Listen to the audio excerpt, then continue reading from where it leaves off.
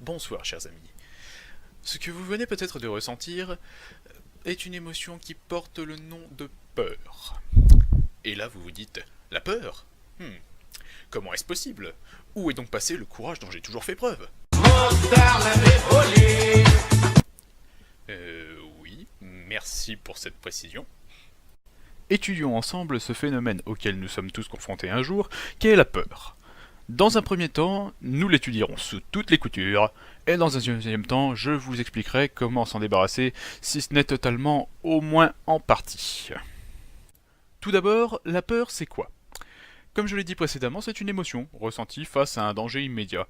Elle nous vient de notre instinct primitif de survie, et nous sert à nous préparer physiquement à la fuite ou à l'affrontement.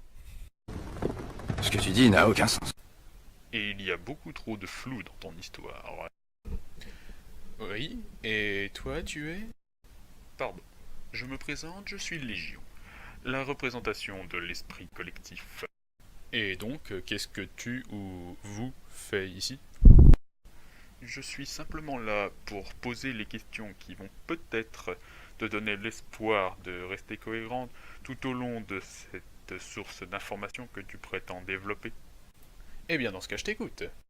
Pour commencer, n'y a-t-il réellement qu'une seule forme de peur?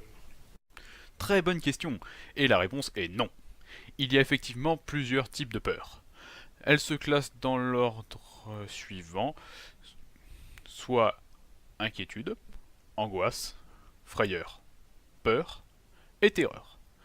Et je parle bien sûr de terreur au sens de la gradation, pas celle qu'exerçaient par exemple les nazis pendant la période des années 30-40. Et qu'est-ce que c'est que ça? Oh, un point Godwin. Déjà? Eh ben pour une première étude de fait, on peut dire que ça commence bien. Que ça te serve de leçon. Et c'est bien beau tout ça, mais ça marche comment, la peur? Bon, pour pas trop rentrer dans les détails, la peur c'est dans le cerveau que ça se passe. En premier lieu, il y a une analyse qui est faite dans la zone sensorielle concernée, que ce soit le lobe pariétal pour la vue, le lobe occipital en douille, ou le lobe temporal pour l'ouïe. Ensuite, les données sont envoyées aux amygdales qui prennent des décisions réflexes instinctives, comme par exemple le sursaut, comme ça a pu être le cas en début de vidéo avec le screamer. Elles envoient tout ça au tronc cérébral pour ordonner l'action, et dans le même temps au cortex préfrontal qui lui-même fera son analyse de la situation et décide si la réaction est rationnelle ou non. Et il réagit en conséquence en maintenant ou invalidant les ordres des amygdales. Et au niveau du reste du corps, ça se passe comment? J'allais y venir, petit impatient que tu es.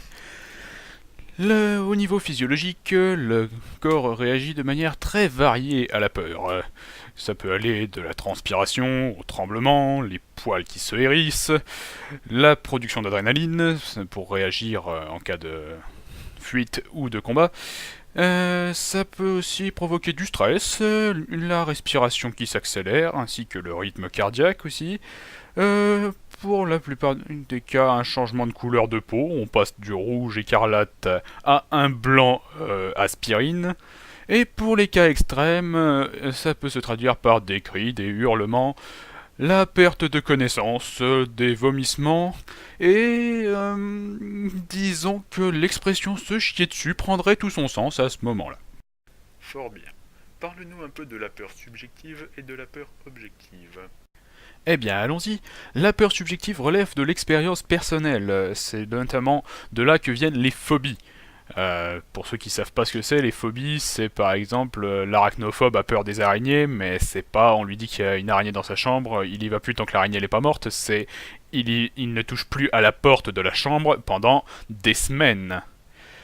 Pour illustrer un peu le propos, une personne normale verra une araignée comme ça, quand on lui parle d'araignée, enfin peut-être pas aussi mignonne, mais une araignée plutôt comme ça, alors que l'arachnophobe aura plutôt une image de ce genre dans la tête. Quand on parle de la peur objective, c'est la peur qui relève de l'instinct de préservation, qui nous vient de notre cortex reptilien légué par les premiers reptiles qui sont nos ancêtres lointains. Très très lointains. La peur objective relève également du sens commun. Par exemple, si vous voyez un mec avec un masque de hockey et une tronçonneuse s'approcher de vous, vous pouvez vous dire que ça vient du sens commun. Là, vous vous dites je vais crever, il faut que je me taille. Et donc ça vient de l'instinct primitif de survie. Voilà, je sais que je fais plaisir à certains en disant ça. Fort bien, moi je vais y aller. Je te laisse le soin de leur expliquer comment vaincre sa peur. Eh bien dans ce cas merci Légion, ce fut un plaisir de collaborer avec toi. A plus. Bon, maintenant c'est à moi de vous expliquer comment vaincre sa peur. Eh bah pour ça, il n'y a pas 36 solutions. Déjà, le cliché de j'évite ce qui me fait peur, ça va pas arranger les choses, bien au contraire, ça va faire qu'aggraver votre peur, surtout si c'est une phobie. La seule solution pour vaincre sa peur, c'est de l'affronter. Si vous avez peur des araignées, allez en voir une de près. Si vous avez peur des chiens, allez en caresser un. Faites-le pas, osez. Par contre, demandez quand même à son maître, on ne sait jamais. Si vous avez peur des chats, pareil, allez-y. Hein. Les chats sont pas tous méchants, ils mordent pas tous. Hein. Bref, voilà. Affrontez vos peurs, les gens. C'est le meilleur moyen de plus avoir peur. C'est comme ça que j'ai plus eu peur de la mort, moi. S'il peut saigner, on peut le tuer. Voilà. Je conclurai cette petite vidéo en vous racontant une petite histoire d'horreur. On va pas se quitter comme ça, hein. Oh dear, we are in trouble. Je vous propose l'histoire d'horreur la plus courte qui soit. On va tous y rester. Je vous mets dans l'ambiance. Un homme, le dernier être vivant sur Terre, seul chez lui, assis au milieu d'une pièce vide de sa maison, quand soudain, on frappa à la porte. Légion ?